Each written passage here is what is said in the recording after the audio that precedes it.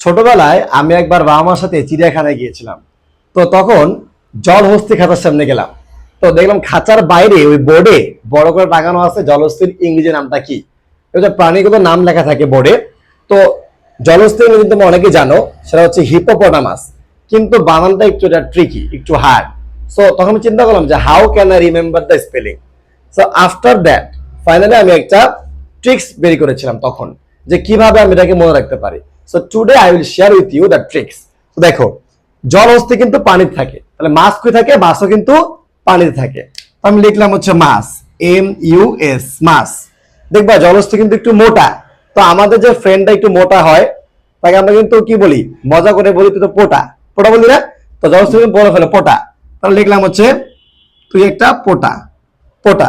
এবার ও কিন্তু একটু উঁচু, একটু উঁচু না? তাহলে আমরা কি বলতে পারি হচ্ছে কি হাই, হাই থেকে বলতে পারি কি হিপ্পো। তাহলে কি দাঁড়ালো? হিপ্পোপোটা মাছ। এটাই হচ্ছে কি জলস্থির ইংরেজি নাম। তো তুমি এইভাবে মনে রাখতে পারো।